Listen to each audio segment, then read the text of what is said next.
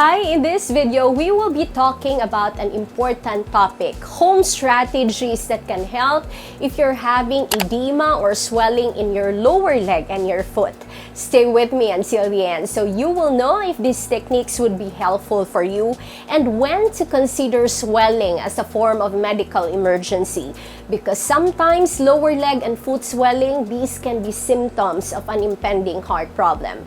Hi, this is again Doc Sherry, Doctor of Physical Therapy, teaching you practical health tips and home exercise programs that you can surely benefit from. If you're still new here, please don't forget to click the subscribe and the bell button below so you will be updated with our weekly videos.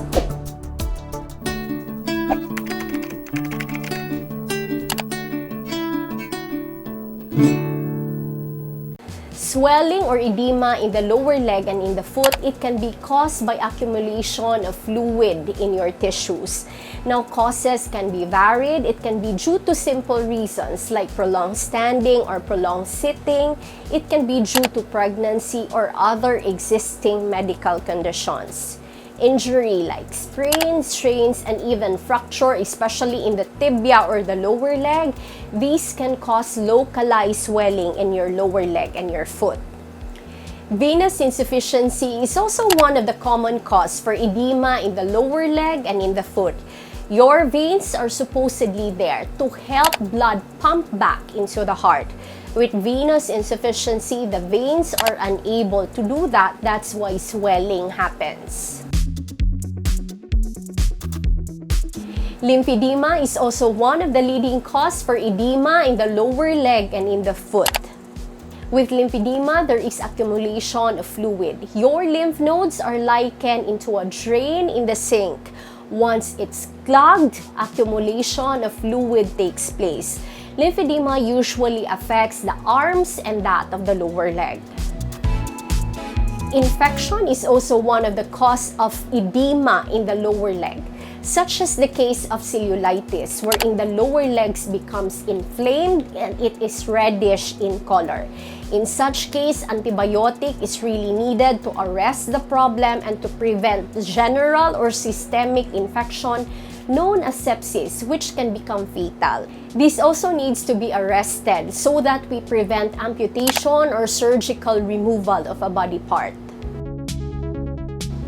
Swelling in the lower leg and the foot can also be a heart problem.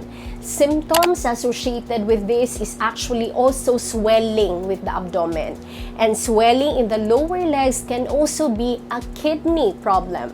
Other associated symptoms would include swelling in the face and in the hands.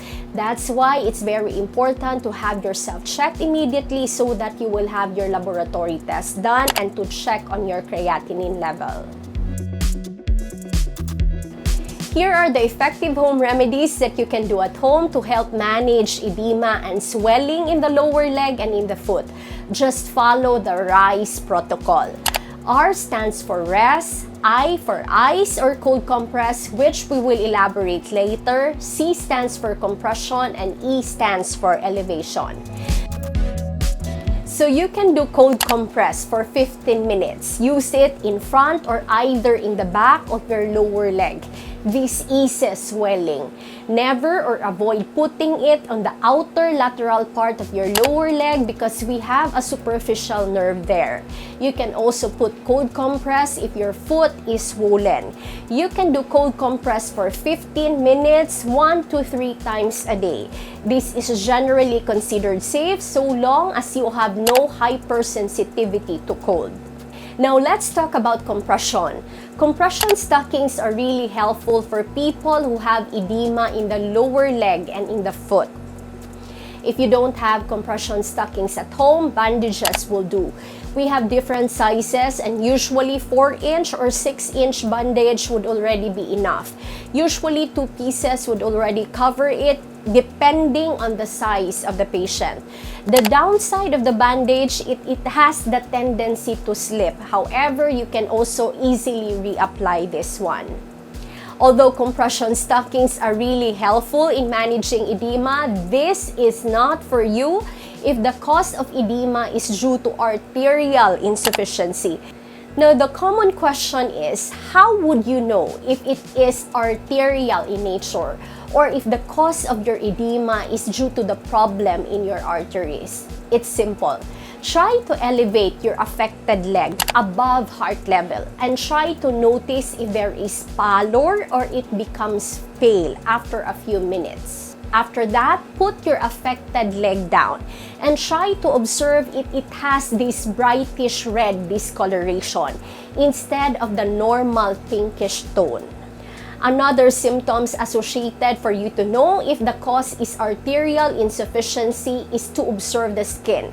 Usually, if the condition is caused by problem in the artery, the localized area or the skin seems to have the shiny and waxy appearance. And you can also observe that there is loss of hair in that area. Another symptom that will tell you that the problem is due to arterial insufficiency is the loss of pulse in your dorsalis pedis artery. Again, compression is not advisable if the problem of edema is caused by problem in your arteries. This won't be helpful for you. Elevate.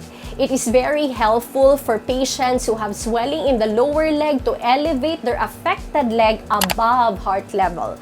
You can do this any time of the day and as many times as you need to.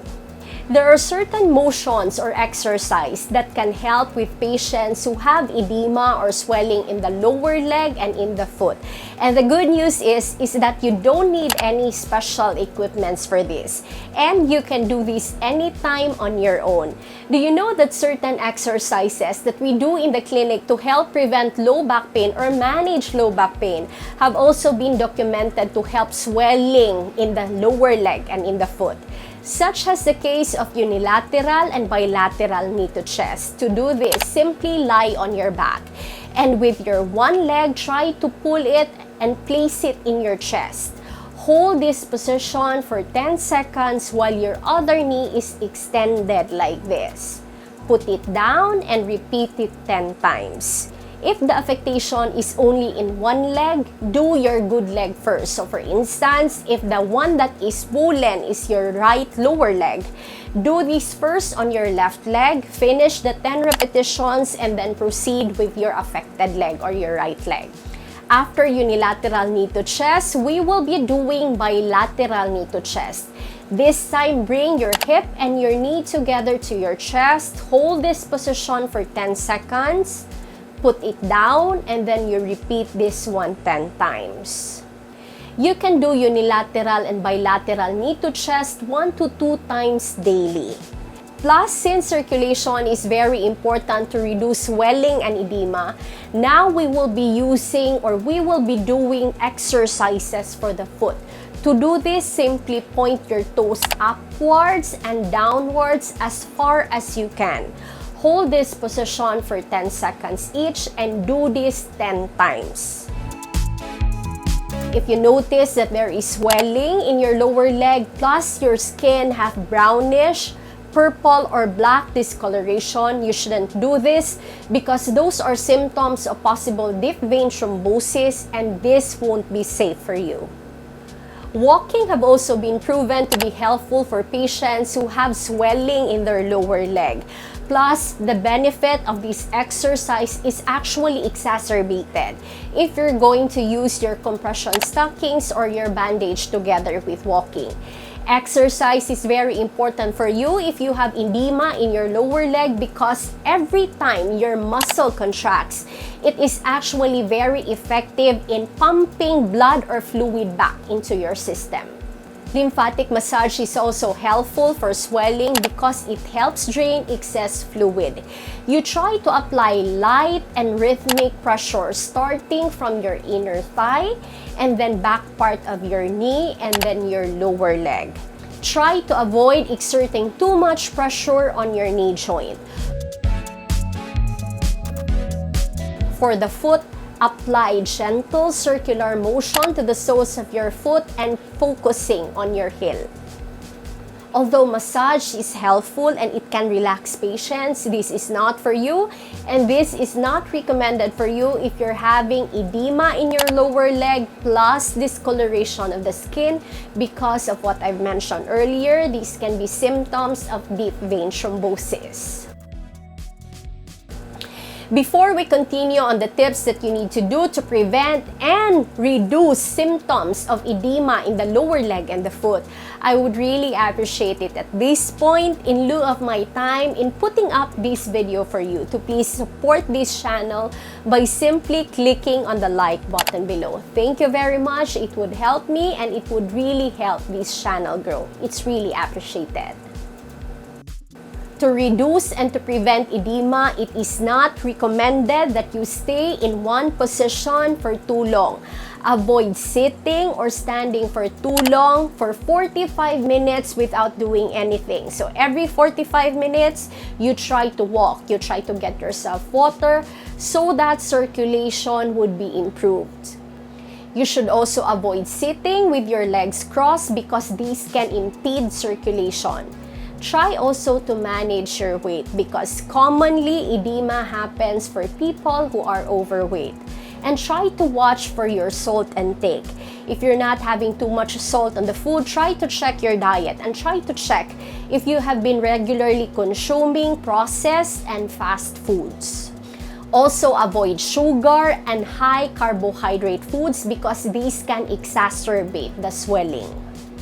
Hot showers and saunas, it is not advisable for you. What is good for you is cold shower. It will help reduce the swelling in your foot and in your lower leg. Use moisturizer in your skin and carefully cut toenails to prevent infection. And lastly, keep yourself hydrated. Drink more water. Although this might sound counterintuitive, actually once you're dehydrated, your body tries to hold on more to water to aim to stabilize your electrolyte. So when the swelling in the lower leg becomes a medical emergency, please have yourself checked immediately. If you experience swelling in your lower leg and foot, plus you also experience pain in your chest, difficulty with breathing, you easily feel tired or you feel fatigued, and you have lost weight, these can be symptoms of heart problems, and it is best to have yourself immediately checked. Please also make an appointment with your doctor if you have swelling in your lower leg and your foot. Plus, if you notice skin discoloration, the brownish, blackish, and purple discoloration of your skin, these can be possible signs of deep vein thrombosis, and these can be fatal once it is not properly treated. Swelling in the lower leg plus fever, please have yourself immediately checked also because these can be signs of an infection. These are effective home remedies that you can do to help manage edema in the lower leg and in your foot. If you have reached the end of this video, please comment. Walk in the comment section below. I would really love to hear from you. If you want to know about top 7 vitamins that can help with neuropathy symptoms, I have a video here. Do check on it. It will greatly help you. Thank you very much for watching. This is again Doc Cherry. Stay safe, stay happy and healthy. God bless you.